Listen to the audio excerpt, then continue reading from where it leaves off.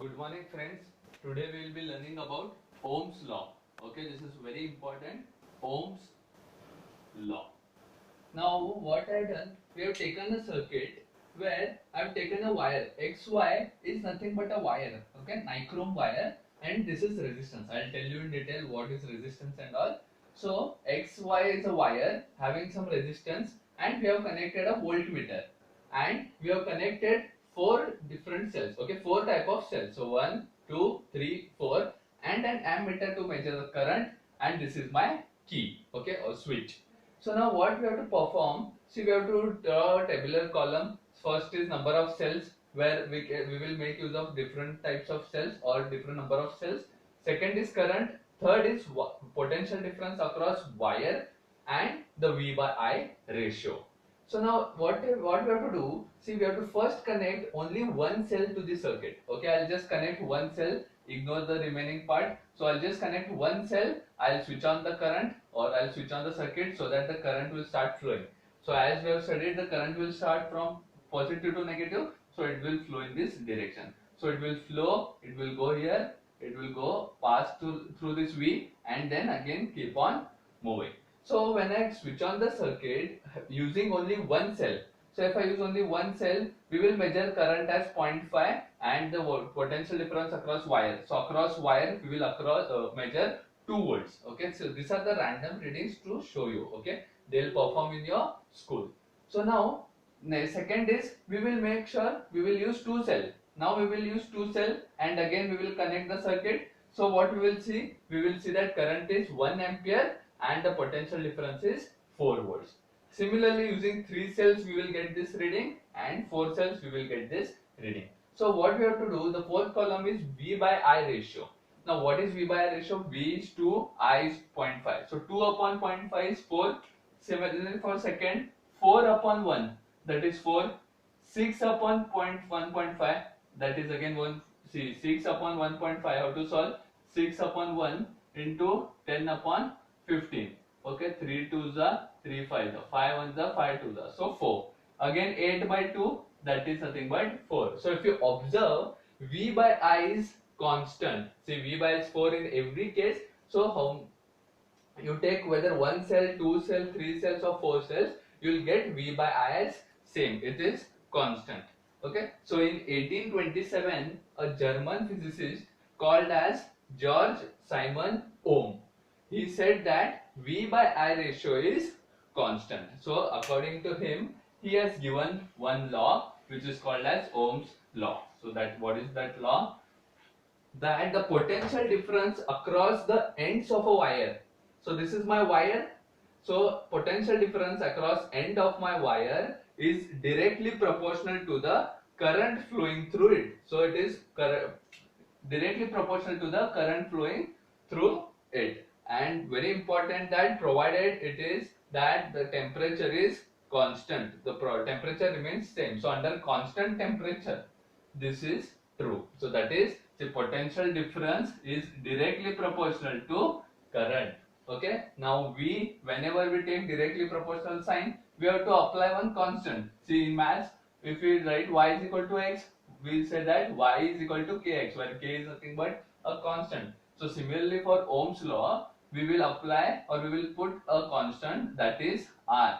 So we can say that V is equal to I into R. So where R is nothing but it is a constant. So V is equal to IR is nothing but an Ohm's law. So R is called as constant at any given temperature, and it is said as resistance. So we will be understanding what is resistance in detail. So for now, understand Ohm's law. So Ohm's law is given as V is equal to IR. So now we will see graphical representation of Ohm's law.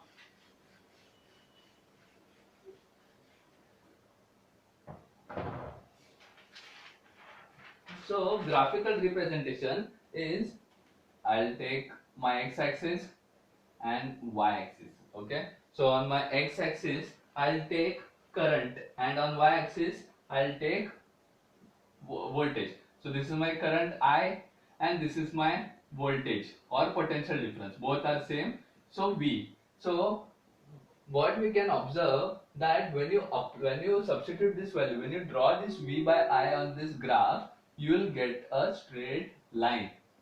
Okay, so now this straight line is nothing but we will find the slope of this. Okay, see, for example, we plot this point, so we will get it a straight line. Okay, so now this is how we find, if we can join any 2 points, I will consider this as A, this as B, and this as C. So as if we have studied in motion, we know that this graph is nothing but, this line is nothing but slope. Okay, so slope is given as AB upon BC, AB upon BC. Now what is AB? AB is nothing but the voltage. So instead of AB, I'll write it as V, and BC is nothing but current. So I. So slope is nothing but V by I. So that slope can be also written as R is equal to V by I, because the slope is nothing but the resistance. So see, from here also, if we want to find the value of R, I will come down. So V by I is equal to R. So this is another important formula for resistance. So resistance is given as V by I. Okay. Now we know that V is directly proportional to I. So if V increases, okay. See, if I'll take a graph, if I'll take a circuit. So see, assume this as a circuit. We have taken plus minus, and as we have studied this, electrons keep on moving. Okay, so this is my negative, this is my plus, and this is our potential difference. So if the potential difference increases, if we increase the potential difference, as we have seen, if we make use of 1 cell, 2 cell, 3 cell, 4 cell, if we use more number of cells, what will happen? The rate will increase, that is, the current will also increase. So if V increases, the I will also increases. More number of cells, more number of current. Why? Because if you use more number of cells, we are getting more number of electrons, and they are moving with a faster rate. If V decreases, current will also decreases. And if V is 0, if we don't apply, see, if we take only a wire, if you only take a wire, will that wire produce current? No, because there is no potential difference. So if V is 0, the current will also be 0. Okay. So now the current depends on two factors. Which two factors?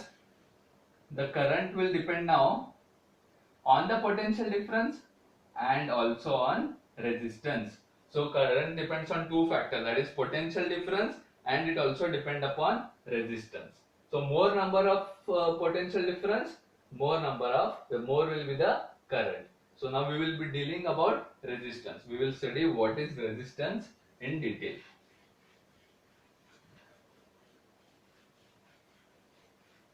Okay, so resistance. So now what is resistance? Now see, as we have seen that wire. So this is my copper wire. Okay, so copper wire will be having obviously copper atoms now. So this is my copper atom. So they will be having electrons. As we have studied earlier, the electrons will be moving in a random direction. So when we can make in a particular direction, if we apply cell to it, or if we connect a battery to it. So if I am connecting a cell to it, so they will move with a particular direction and the current will be produced. Okay, so this is how the current is produced in the wire. We apply the wire to the cell, and that cell will make sure that electrons flow in a particular direction.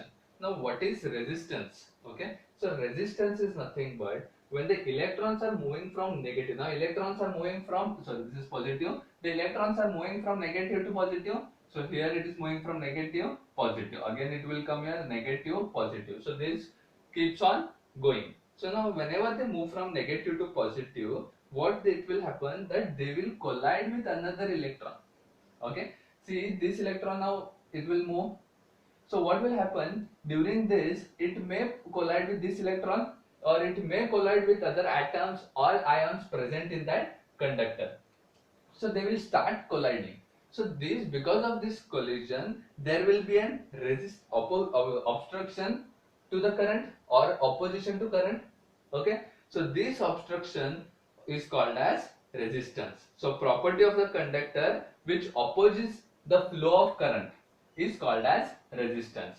So what do you mean by opposition? See, now this electron is moving, okay? This electron has to go here, so it will move. So while moving, it will collide with another electron. So that will reduce the rate of that electron, moving electron, because it is colliding. It has no free space, so it cannot go easily. It cannot cross the road. So suppose if there is less traffic, we have to cross the road.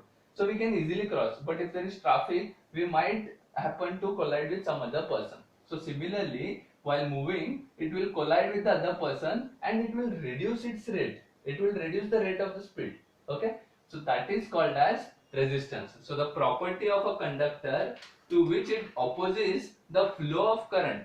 Okay. It opposes the flow of current, the rate of current. If the rate of the current is high, so what the resistance will do? It will oppose the flow of current. It will reduce the speed of the current. Now the resistance formula is V by I, and what is the SI unit? SI unit of resistance is nothing but ohm. Okay, and it is denoted as like this. So that is called as ohm. Now how we can define 1 ohm? Now we have to define 1 ohm. So 1 ohm can be see from the formula itself. We can write volt with 1 volt and 1 ampere. So 1 ohm is defined as if 1 ampere current is flowing through the conductor when the potential difference of 1 volt is applied across the end of the conductor. Okay, so if I'll take this as conductor, or okay, this is my resistance or conductor. So across this AB, if 1 current ampere is flowing and 1 volt is applied, then my resistance will be 1 ohm. So if 1 current ampere is flowing with the potential difference of 1 volt, then we can say that 1 ohm of resistor we have. Okay.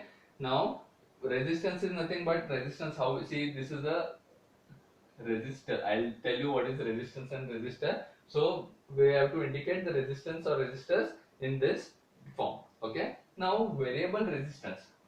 See this, if I use this indication, that means it has fixed. It can be 1 ohm, 100 ohm, 20 ohms. We have different type of resistors. But if I make use of this indicates it is a variable resistance, which is also called as rheostat. So variable resistance, in the word itself variable, we can vary the value of resistance. If we make use of this resistance, then it is fixed. It might be 100 ohms. Okay, if I use 5 ohms, then it is constant 5 ohms. We cannot increase or we cannot decrease the value of resistance. But if we make use of this device, okay, rheostat, so we can vary it. We can make it 10 ohms, 100 ohms, 50 ohms, depending upon the current, we can vary it. Okay, so that is called as variable resistance, or it is also called as rheostat. So see, I'll just show you an example. If I'll take a circuit, okay, if I'll take a resistor and if I'll take a ammeter, okay, oh, sorry, this is my a cell. So if I make use of 100 ohm resistor and 60 volt potential difference, okay, this is my voltage 60 volts. So how much the current will flow through the circuit? So as we know, the current flows from positive to negative, so positive to negative, so it will flow in this direction. What is the formula of Ohm's law? V is equal to IR.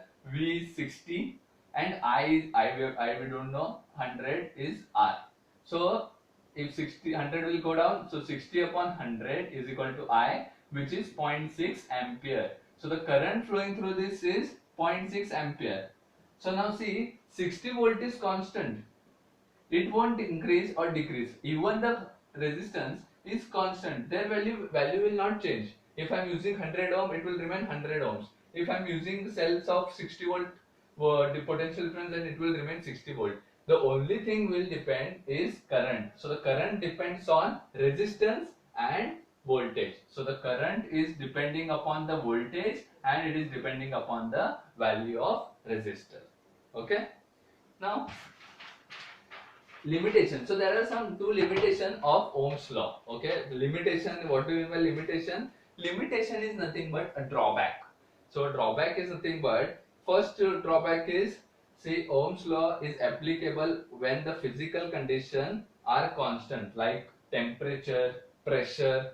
So when they are constant, then only Ohm's law is applicable. We cannot increase the temperature, we cannot decrease the temperature.